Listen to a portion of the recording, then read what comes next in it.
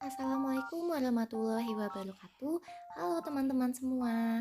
Perkenalkan kami dari kelompok satu yang akan membahas mengenai analisis kasus STAN melalui terapi realitas.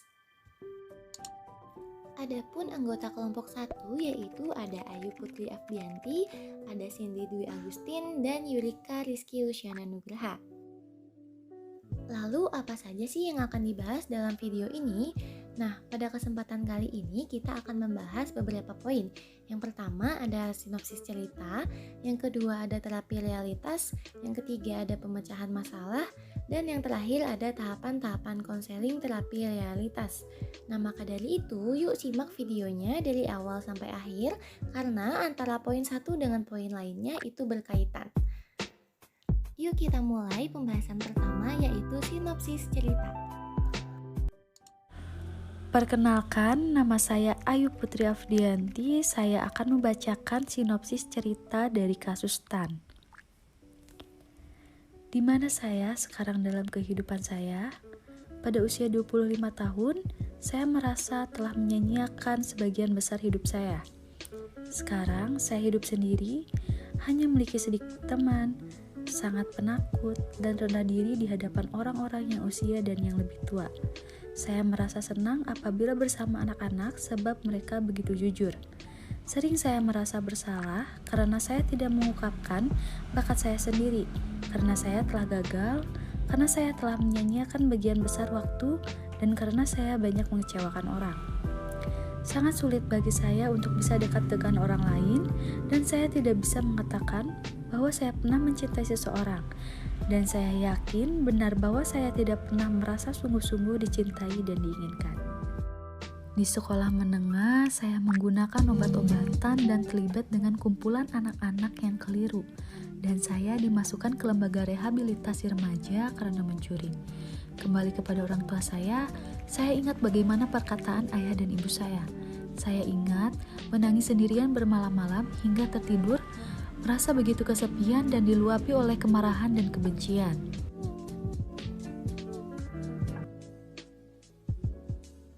Selanjutnya ada pengertian dari terapi realitas.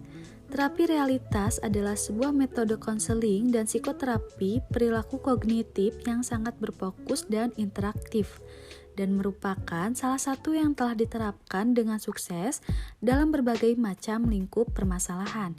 Ciri yang sangat khas dari pendekatan ini adalah tidak terpaku pada kejadian-kejadian di masa lalu, tetapi lebih mendorong konseli untuk menghadapi realitas. Lalu selanjutnya ada kebutuhan dasar psikologis manusia. Yang pertama ada cinta. Kebutuhan ini disebut Glasser sebagai identity society yang menekankan pentingnya hubungan personal. Lalu yang kedua ada kekuasaan. Kebutuhan ini biasanya diekspresikan melalui kompetisi dengan orang-orang di sekitar kita. Lalu yang ketiga ada kesenangan. Kebutuhan ini muncul sejak dini, kemudian terus berkembang hingga dewasa. Lalu yang keempat, ada kebebasan, merupakan kebutuhan untuk merasakan kebebasan atau kemerdekaan dan tidak bergantung pada orang lain. Selanjutnya ada konsep dasar. Yang pertama, ada tanggung jawab, adalah kemampuan individu untuk memenuhi kebutuhannya tanpa harus merugikan orang lain.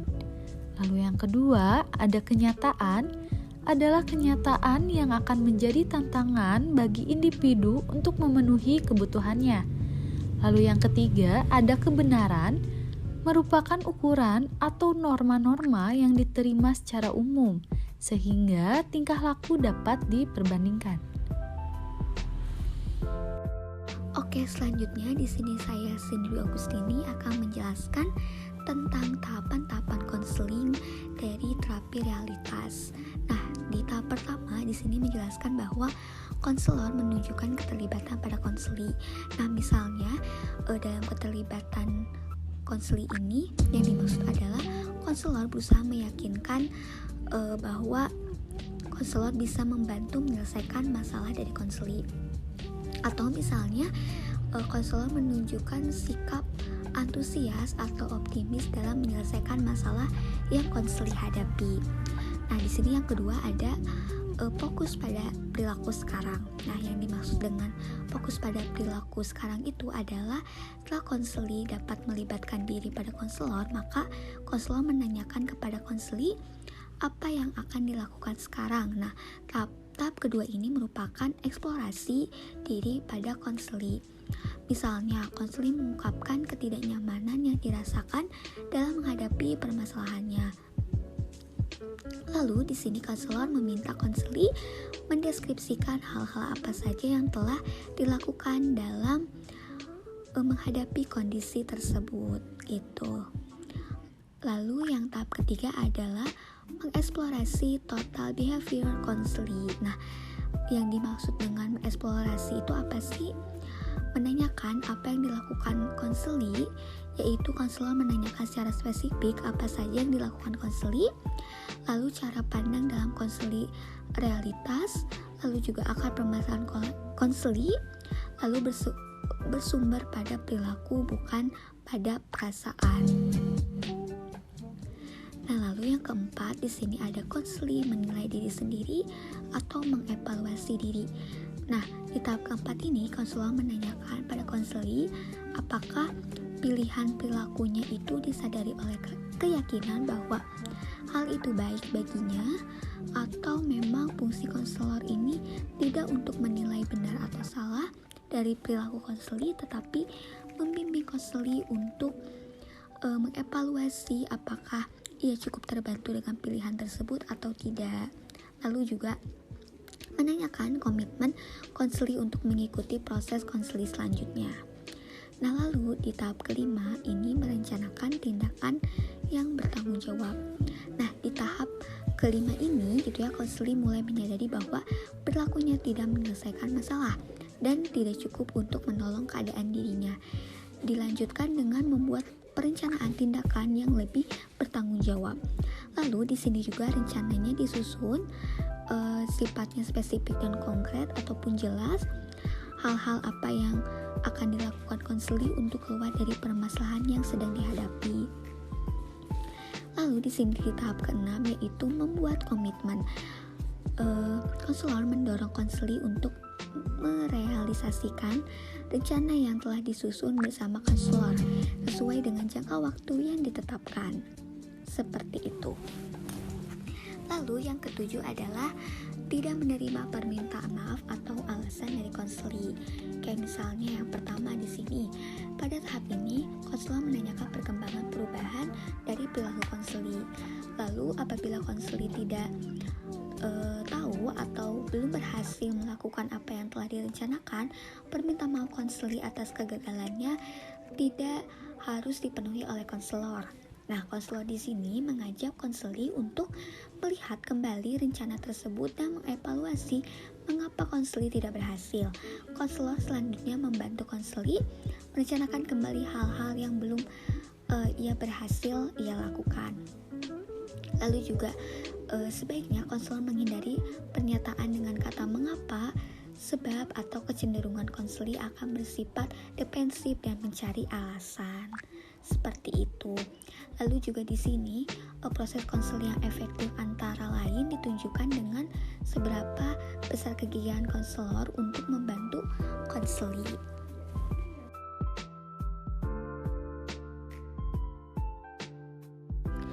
Baik, selanjutnya di sini saya akan menjelaskan kembali tentang pemecahan masalah pada kasus STAN.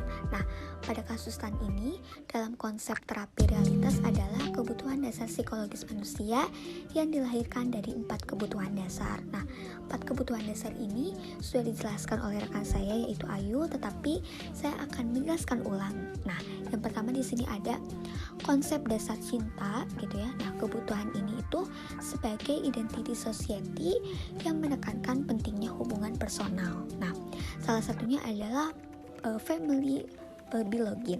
Nah, terus yang kedua di sini ada kekuasaan atau power.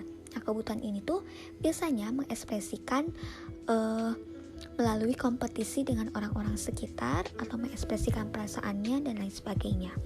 Nah, di sini ada kesenangan. Nah, kesenangan di sini muncul sejak dini kemudian terus berkembang hingga dewasa. Nah, lalu di sini ada kebebasan atau freedom. Nah, ketika seseorang berhasil memenuhi kebutuhannya, dia akan mencapai identitas sukses. Dan jika kebutuhan psikologisnya sejak awal tidak terpenuhi, maka seseorang tidak mendapatkan pengalaman ataupun belajar bagaimana memenuhi kebutuhan psikologis dirinya ataupun orang lain. Nah, di sini selanjutnya juga jika dilihat dari keempat kebutuhan dasar psikologis, mungkin pada kasus ini Stan hanya memenuhi kebutuhan fisiknya. Nah, sedangkan kebutuhan psikologisnya memang belum terpenuhi, terutama pada kebutuhan dasar akan cinta. Ini dilihat dari kasus Stan yang dirinya merasa bersalah karena orang tuanya tidak mendukung dia menjadi pribadi yang bertumbuh. Nah, pada kasus Stan ini kalau kita lihat bahwa ayahnya itu berkata, kamu benar-benar tolol, mengapa kamu tidak bisa seperti saudara-saudaramu, lalu juga kamu tidak akan mendapatkan apa-apa, lalu mengapa kamu tidak pernah bisa berbuat apa yang benar. Lalu juga kemudian ibunya memperlakukan Stan seperti ayahnya memperlakukan dia gitu. Dari kasus Stan ini, ibunya pun sering mengatakan bahwa mengapa kamu melakukan begitu banyak hal yang menyakitkanku gitu, mengapa kamu tidak bisa tumbuh dari menjadi orang yang sukses, kamu ini adalah kesalahan, alangkah baiknya jika aku tidak mempunyai anak sepertimu. Nah, seperti itu. Nah, di slide selanjutnya, kemudian jika dilihat pada dasar kebutuhan akan kekuasaan atau mengekspresikan pada orang sekitar, Stan ini tidak dapat memenuhi kebutuhan tersebut. Nah, di sini terlihat pada Stan selalu ingin menangis sendirian pada malam hari hingga tertidur dan merasa begitu kesepian, lalu diluapkan oleh kemarahan dan kebencian. Nah, maka dari itu pada kasus Stan ini dapat disimpulkan bahwa Stan dari kecil tidak memiliki interaksi yang baik dengan kedua orang tuanya. Ayahnya sangat kurang mendukung Stan dan ibunya mempunyai sifat yang dominan seperti ayahnya. Lalu, Stan tidak mendapatkan kebutuhan dasar psikologis seperti cinta pada kedua orang tuanya, yang menyebabkan Stan sulit mengekspresikan perasaannya, tidak ada ikatan emosional, dan kehangatan psikologis. Lalu, dari pengalaman Stan tersebut, pada akhirnya saat dia dewasa menjadi kurang berkembang dalam perasaannya, bagaimana cara dia menerima perasaan, lalu memberikan kasih sayang. Bahkan pada cerita Stan tersebut dia mengatakan bahwa saya benar-benar merasa rendah diri dan tidak tahu bagaimana saya sering mengecewakan diri sendiri. Dan Stan selalu merasa bersalah karena dirinya tidak diinginkan oleh keluarganya. Lalu di sini berdasarkan pada pembacaan di atas, berikut adalah tahap-tahapan konseling dari terapi realitas yang akan dijelaskan oleh rekan saya.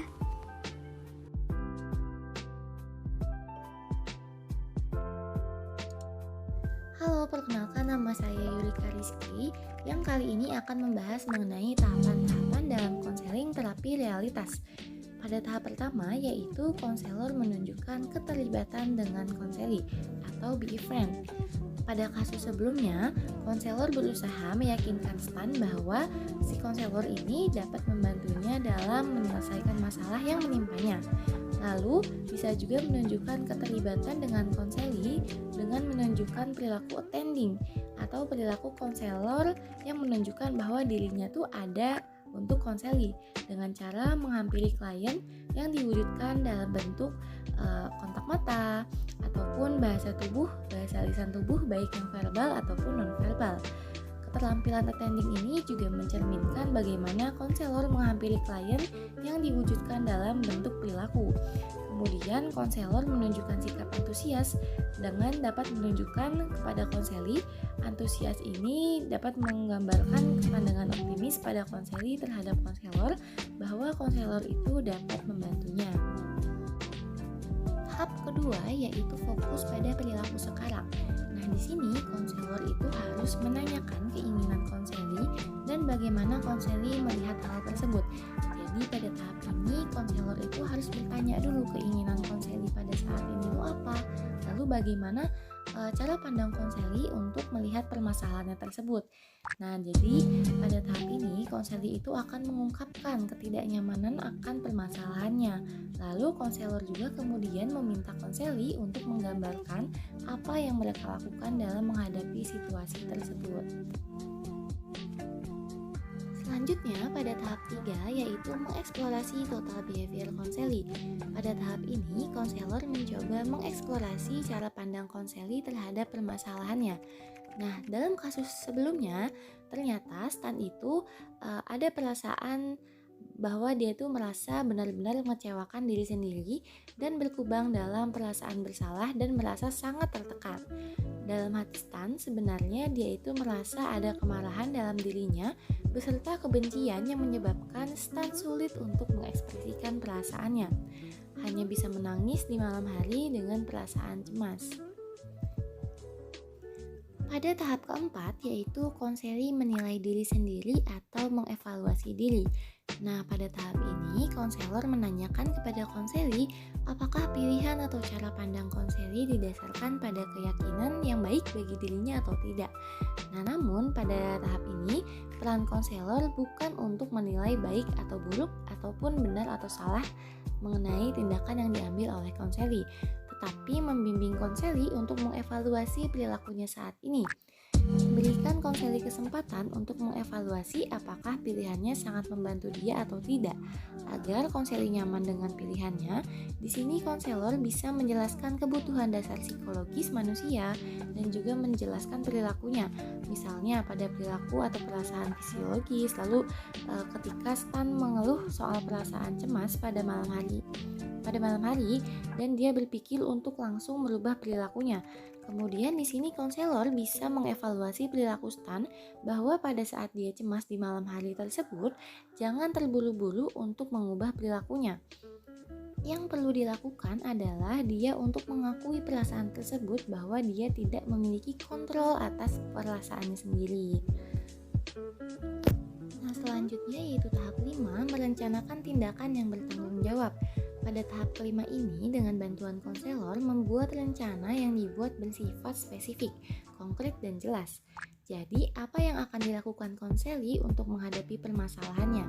Di sini, konselor dapat membantu Stan dalam mengakui bahwa dia tidak memiliki kontrol atas perasaannya dan membuat beberapa pilihan yang membantu dan menyadari bahwa dia itu memiliki beberapa perubahan dalam kehidupannya. Pada tahap 6, membuat komitmen konselor. Konselor di sini akan mendorong konseli untuk membuat rencana yang dibuatnya dengan konselor dalam waktu yang ditentukan. Nah, proses terapi realitas ini memungkinkan konseli untuk bergerak ke arah maju dan mendapatkan apa yang mereka inginkan sesuai kesepakatan dengan konselor. Di sini, konselor akan mencoba membantu menyusun dan mengevaluasi rencananya. Tujuan dari membuat komitmen dengan konselor ini bermaksud dalam perubahan perilaku, mengambil keputusan yang lebih baik, hidup ditingkatkan, dan kepuasan secara psikologis. Tahap 7. Tidak menerima permintaan maaf atau alasan konseli. Nah, di sini konselor harus meminta Stan untuk menuliskan perasaan yang dialami dalam